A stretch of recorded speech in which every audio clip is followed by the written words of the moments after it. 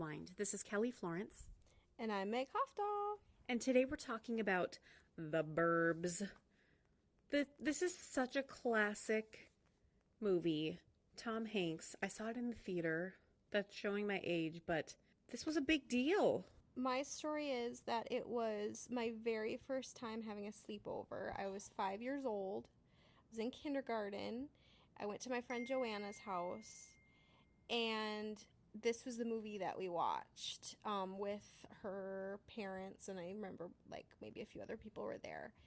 And I loved it so much. I can still remember, even though, I was literally five, I can still remember like sitting there and watching it and just feeling so happy because it was like, I think I was always sort of looking for something like that, or there were characters in this movie that I related to, which is so funny to say as a 5-year-old girl that I was relating to these like grown men, but it just meant so much to me. It was such a cool cinematic moment in my life. That's awesome. And I too, I love scary things. Obviously, I love funny things. And this is one of those perfect combinations of horror comedy. And it stands up and it's hilarious. Tell us the facts about this movie. Okay, so The Burbs was released in February of 1989.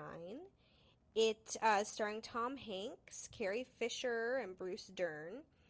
It's got 50% on Rotten Tomatoes, which, That's nuts. like, what are people's problems? It had a budget of 18 million and it made 49 million. The director is Joe Dante. He's known for Gremlins, so he, has dealt with horror comedy before. And it's really what I think is one of the best Tom Hanks comedies. As I was watching it, I kept thinking to myself, he's been in so many boring movies lately. Can he please do a funny movie again?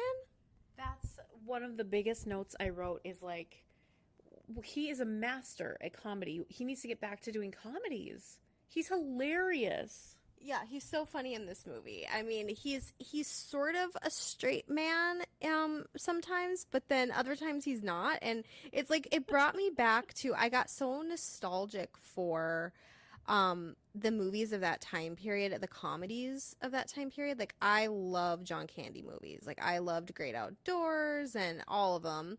Uncle Buck, and I was like I just want to start like an offshoot of Horror Rewind where we watch like 80s comedy movies. Yeah, I mean, so much fun. Do you remember? I mean, I'm assuming you loved Planes, Trains, and Automobiles. That's like my go-to sick movie when I'm like not feeling good. Like that movie's so good. That yes, I freaking love this era of comedy. And think about it. This is I think Batman came out a couple months later, but this is the year that Batman came out. We were having some great influential films being released this time of that decade.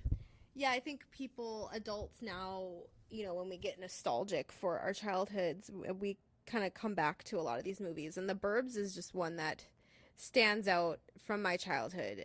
I did not grow up watching Star Wars, which I know is like sacrilege. It was never presented to me. It's weird because my dad loved it, but he just never actually showed it to me. So this is what I knew Carrie Fisher from.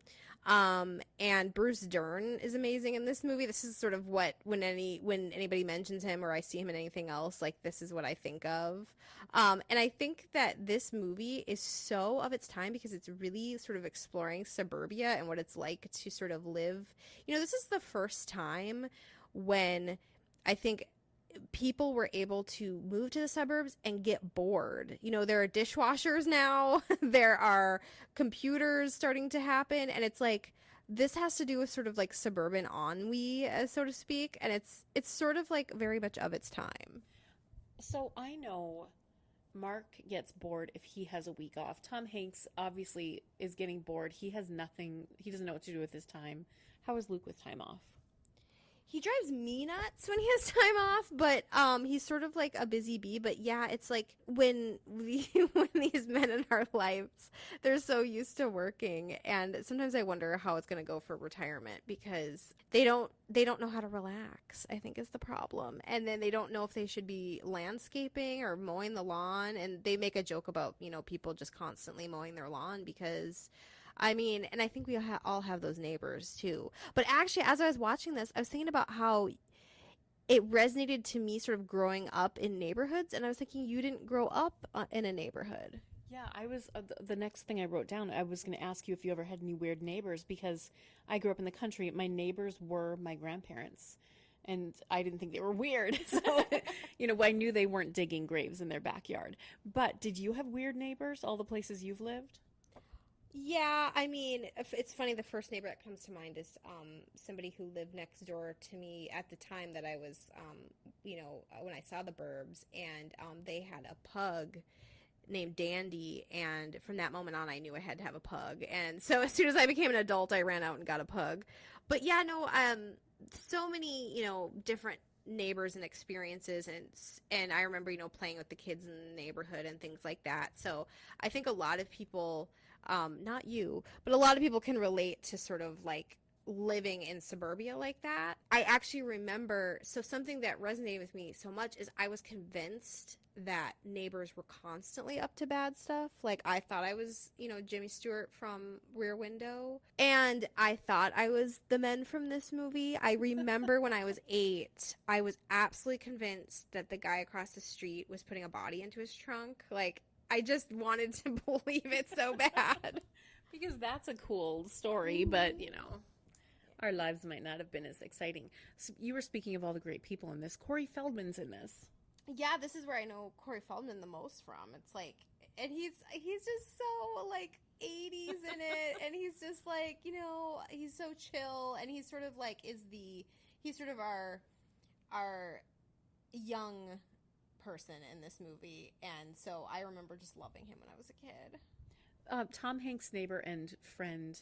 I can't think of the actor now. I mean, I looked him up, and he is Canadian, and he only did a couple things. You can so tell he's Canadian in this movie. The accent is thick, but yeah, he's sort of like the goofy guy who's like, maybe even more hardcore into this. Like he's starting to go through people's trash, and he's the one throwing trash all over the place. And it's been Tom Hanks still like hasn't gone quite that far yet. When he comes over in the morning and he's just eating all their food, and then he and the son, like Tom Hanks and Carrie Fisher's son, they're just like staring at each other, taking bites and like talking about the conspiracy theories. That's hilarious. I love when she walks by with the dog food, and he just grabs a little bit of dog food, and it's so quick, and he puts it in his mouth, and he's like, and it's such a quick little thing because he's just eating so hard.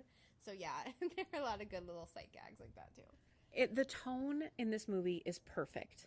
The acting is superb, and the direction is hilarious. Like everything, when they're zooming in on everybody's eyes and they include a zoom in on Walter's dog, that's like one of the best movies in cinematic history. No, anytime if you do a close up of a dog reaction shot, like it's gold. It's so funny. Yeah, no, there's so many cute doggies in this movie too. Yeah, it's so great.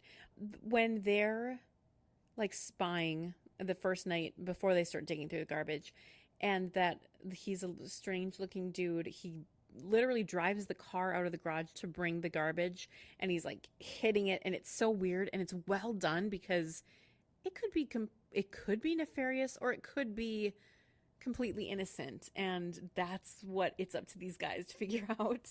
Yeah, it's so fun. And like, I mean, there was definitely a moment where I was like, okay, there's probably some xenophobia in this movie.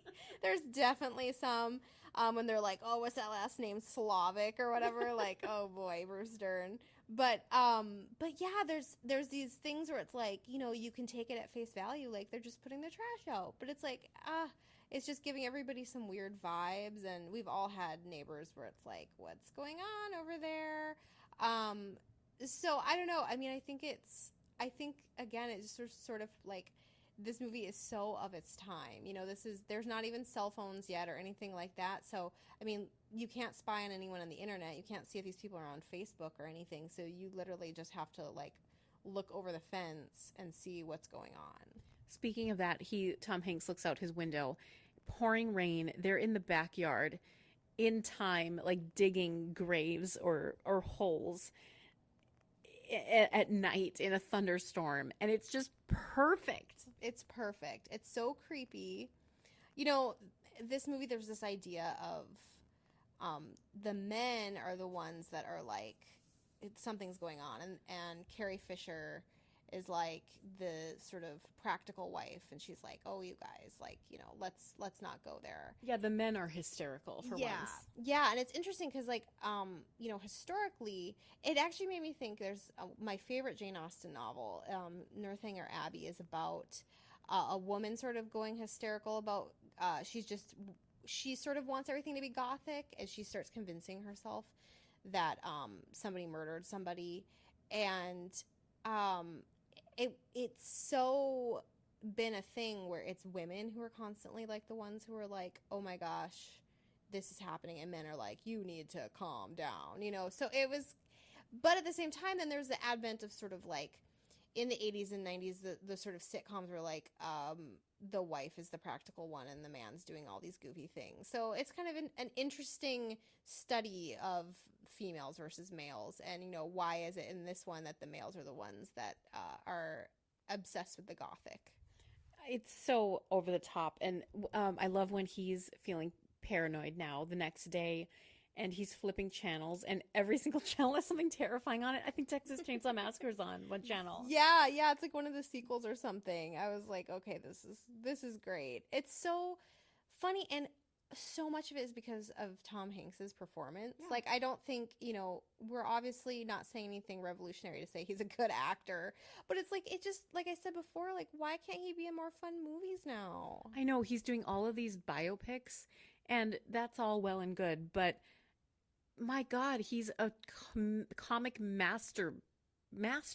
That when he eats that sardine, I like that sardine on that pretzel, like, haunts me. Like, I still remember like how I felt seeing that as a kid, and it was just like, oh my God, though. Yeah, when he eats it, it's like he already has his armload of Oscars. Like, stop trying to get more Oscars and do some more horror comedies. like seriously, that would be Yeah. hilarious. Like David S. Pumpkins. Yeah, He that's needs to just hilarious. do movies of that.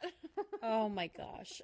There's the dream sequence where the dog, it's a Bichon because my parents used to have one, and Walter have little axes in their heads. Oh yeah, the little dog. Oh, cute. Oh, speaking of Walter, when they break into his house, because they are like worried about what's going on with him for the first time, I've seen this movie millions of times, but this is the first time I noticed in his house, on the TV, there were photographs, like framed photographs, and there was a picture of him and Lucille Ball.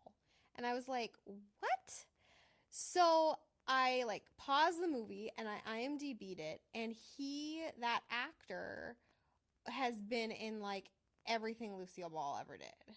Like, he was just in the Lucy show and all the Lucy and Desi movies and all that stuff. So I thought that was kind of cool that they put that little Easter egg in there, and I actually caught it this time. That's adorable. I love it. Yeah, I thought that was kind of cool. Ray, his name is Ray, right? Tom Hanks' character. Yeah, sounds right. Well, anyway, he's too paranoid now. His wife Carrie Fisher, she won't let him go out to play with the boys. They're like, "Can't he come out?" She's like, "No." He's like, and then I don't know if this is right after that, but he's like drinking beer in the backyard, and he's like going a little bit nuts. Oh, Tom Hanks, Turner and Hooch too. Like, I love the old Tom Hanks. I mean, yeah, Forrest Gump, all that, but oh my gosh, he's so funny. He's freaking hilarious. He lets his wife think that he's fine, and she and the son go off to her sister's or something, or cabin, and it's going down. Oh wait, before this, the wives come over with them with that sardine scene, and they can see that everything's a little bit weird. Yeah, I mean, they're definitely like, okay. And then, of course, like, the doctor comes up and he's covered in blood, and they have like this, I think, don't they have like a huge dog that's kind of scary? Yeah, and then everybody in the family is just weird. There's nothing like you can point to and be like, okay, something's, they're murderers, but at the same time it's like just everything's off, but it's still funny. It's so hilarious. And also, Walter disappears, and they think that they've killed Walter, but really he had an incident, and he was taken to the hospital. So it's all at this climax. They are going to go in there and they think they're going to dig up Walter's body or save him, but of course, they can't prove anything at this point, and it doesn't seem like anything's wrong.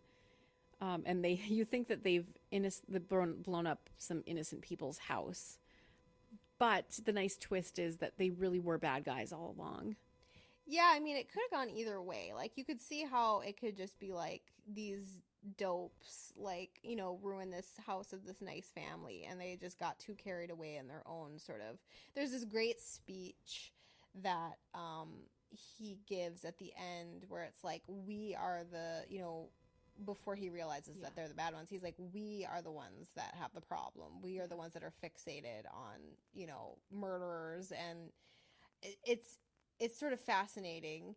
And then it turns again, and we find out when Tom Hanks, who like throws himself into the ambulance. It's hilarious. He puts his own stretcher in there and just throws himself on it. Yeah, it's so dramatic. Take me to the hospital. Yeah. And then the doctor comes in, and we realize that he is bad after all, and Tom Hanks was right the whole time. And then there's that great sequence, and your husband can quote this movie like no one. I wish I had that ability. This is probably one of his favorite movies of all time. And when he saw that I was rewatching it, I actually had to watch it over 2 days because he didn't want to miss a moment of it, and he had to go to bed.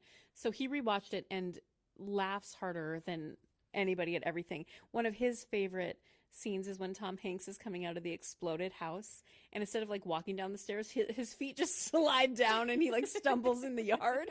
Yeah, that is good.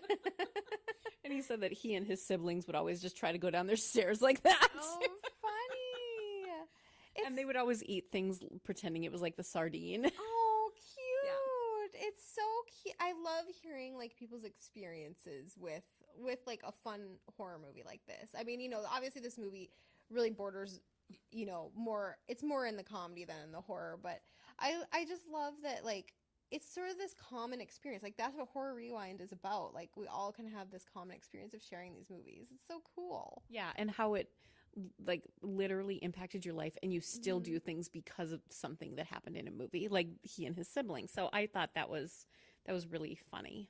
I cannot say enough about the character ensemble of this neighborhood and these people that they've put together, like Bruce Dern being the ex-military, and he's super into everything, and he raises the flag every morning, and his wife, who's supportive, but she's always scantily clad. Yeah, she's very much, a cliched woman of an 80s film, but that's okay. I mean, she gets to have a personality, and she gets to be a part of the craziness too.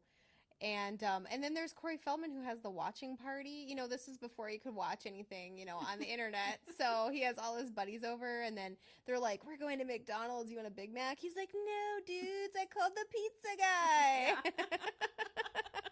That too is like the major moment. And then the pizza dude does crash, and all the pizzas fall out, and it's like, no. It's hilarious. Everything is so funny. I love it. Yeah, I love it too. This is one of my favorite movies. And I don't know if it's necessarily scary as an adult, but as a kid, I remember being really creeped out by the doctor and all that. I mean, I thought they did an effective job, and I think this is such a good movie to sort of get kids into horror. I agree. When I went to see this movie in the theater, like, I didn't know what the Burbs meant because I didn't realize it was suburbs. And I'm like, I wonder what the Burbs are going to be. Are they going to be creatures? Because I was like waiting for the horror aspect. I still loved it, even though there were no creatures in it. But to me, it was like, what are the Burbs? Oh!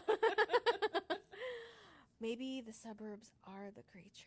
Yes, or we were the creatures all along. We were the creatures all along. Oh, you know what? One of my favorite parts of this movie, because I'm a sicko, but I loved it as a kid, was the story that he tells about the ice cream shop guy. I always loved that. about how he is in an ice cream shop. He murders his family and like keeps them in his house. I just remember I was just like, whoa. Yes, your true crime Yeah. stuff is being fanned. Those flames. Yes, I've always just loved stories like that, and I just remember being captivated by that story. I think this is one of those examples. I mean, I realize critics don't mean anything, but this is one of those examples of nostalgia. Absolutely. Like, this holds such a special place in both of our hearts that we love this, and it holds up so well because it feels like part of our DNA. But I'm curious for an adult who's never seen it before to watch it now, would it hold up for them? Yeah, I mean, it would be really. I would be curious. I'd love to know what somebody thinks who had never seen it before. And it is hard to sort of like unravel how much of it is nostalgia and how much of it is an actual good movie. I think it's funny, and I think that we did Leprechaun a while back, and that was a horror comedy, and it wasn't funny. But again, we were saying maybe if we'd seen it, as kids, and it was in the patchwork of who we were, maybe we would. So it's so hard to be able to sort of see it from any other perspective but our own. But I love it. I mean, yeah, when I was looking up bits about it, there were a lot of bad reviews, and Roger Ebert didn't love it, but I don't know, I love it. We need to rank The Burbs on a scale of 0 to 10. 0 being you hated it, 10 being you think it's a perfect movie. What is our scale? What is perfect for The Burbs? I feel like sardines on pretzels.